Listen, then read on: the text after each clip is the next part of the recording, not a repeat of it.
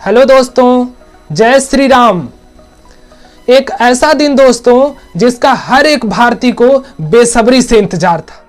कितनी पीढ़ियां, कितनी जनरेशन निकल गई इस दिन को देखने। आज से 150 वर्ष पहले अयोध्या में कितने लोगों ने अपनी जानें गंवा दी। 16वीं, 17वीं, 18वीं, 19वीं शताब्दी में लोगों का सपना था कि वे श्री राम मंदिर को बनता हुआ देखें। दोस्तों, हम लोग कितने खुशनसीब हैं कि श्री राम मंदिर को बनता हुआ देख पा रहे हैं। इस वीडियो में मैं आपको बताऊंगा कि श्री राम मंदिर के बनने की लड़ाई कितनी पुरानी है। 500 वर्षों के संघर्ष के बारे में बात करेंगे। आप एक सच्चे भारतीय हैं तो वीडियो को स्किप मत करिएगा, वीडियो को पूरा देखिएगा, आपको बहुत जानकारियां होने वाली हैं। तो चलिए वीडियो शुरू करते हैं। फाइनली जो मंदिर बन रहा है उसके डायमेंशंस के बारे में पहले बात कर लेते हैं। मंदिर की लंबाई 380 फीट है, मंदिर की चौड़ाई 250 फीट है तथा मंदिर की जो ऊंचाई है वो 161 फीट है।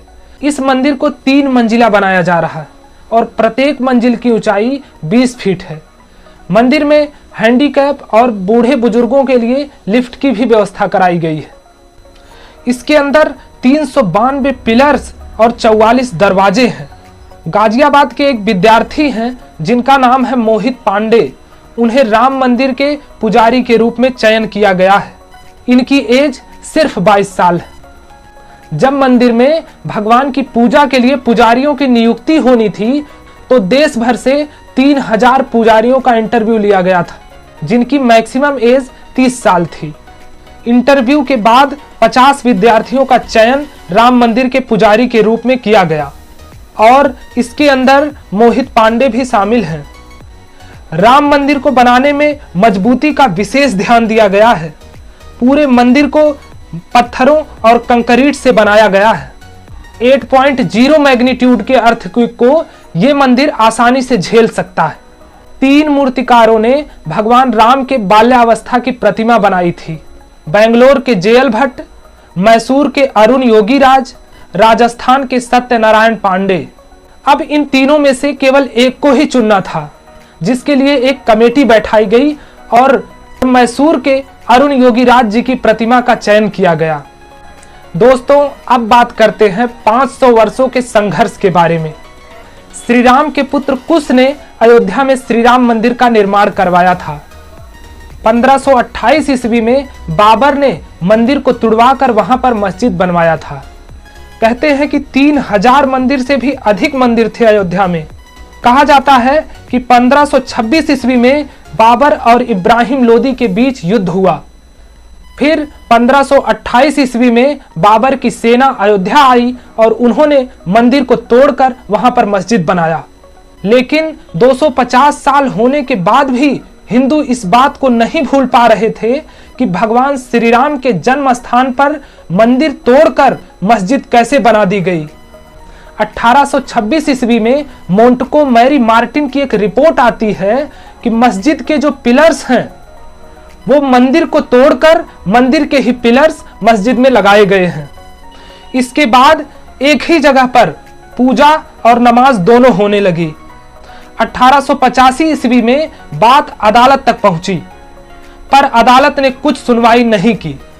1947 ईस्वी में जब देश आजाद हुआ, उसके बाद लोगों को लगा कि अब आजादी मिल गई है, अब तो राम मंदिर बनना ही चाहिए। पर किसी भी नेता की बातों से ये नहीं लगा कि वहां पर मंदिर बन पाएगा। फिर 1949 में विवादित जगह से एक आवाज आती है। वहां पर एक मूर्ति पाई जाती है। हिंदू दावा करते हैं कि ये मूर्ति यहाँ श्री राम के प्रताप से प्रकट हुई और मुस्लिम दावा करते हैं कि ये मूर्ति यहाँ पर रखी गई है। 1950 में हिंदू महासभा के वकील गोपाल सिंह ने अदालत में अर्जी डाली राम मूर्ति की पूजा के अधिकार के लिए। 1980 में बीजेपी के आ जाने पर चीजें बदलने लगी। 19 जनवरी 2019 में सुप्रीम कोर्ट का फैसला आता है कि विवादित जमीन राम जन्मभूमि ट्रस्ट को दे दी जाए। ये स्ट्रगल दोस्तों श्री राम मंदिर बनने का बहुत लंबा है। 500 सालों के इंतजार के बाद अब अयोध्या में भव्य राम मंदिर में रामलला की प्राण प्रतिष्ठा 22 जनवरी को प्रधानमंत्री नरेंद्र मोदी द्वारा की जाएगी। दुनिया भर में रहने वाले करोड़ों हिंदू भारतीयों के लिए ये बहुत बड़ा दिन है। 25 लाख से भी अधिक फैमिलीज उस दिन अयोध्या आएंगी ताकि वो इस पल को अपनी आंखों से देख सकें। 1000 से भी ज्यादा ट्रेनें अयोध्या के लिए चलेंगी। अब तो नया एयरपोर्ट भी बन चुका है। चलिए अब मैं मंदिर से जुड़ी आपको कुछ और बातें बताता हूं जिसे सुनकर आप हैरान हो जाएंगे। मंदिर की नींव के लिए पूरे देश से 2500 से ज्यादा पवित्र स्थानों से मिट्टी लाई गई है, जिनमें यमुनोत्री, हल्दी घाटी, केदारनाथ, बद्रीनाथ और गंगा जैसे पवित्र तीर्थ सम्मिलित हैं। 2000 फीट मंदिर के नीचे एक टाइम कैप्सूल को रखा गया है। इस टाइम कैप्सूल को जब 1 साल बाद भी देखा जाएगा तो ये मंदिर से जुड़ी सारी जानकारियां आपको दे देगा। 150 से भी अधिक पवित्र नदियों के जल का उपयोग किया गया है इस मंदिर के नींव रखने में। 8 बड़ी नदियों, 3 समुद्र और श्रीलंका से 16 पवित्र स्थानों से जल लाया गया। तो दोस्तों ये संघर्ष बहुत पुरानी है, 500 वर्षों का संघर्ष है। ये लोगों का सपना था कि वो श्री राम मंदिर को बनता हुआ देखें और हम देख पा रहे हैं। ये बहुत सौभाग्य की बात है।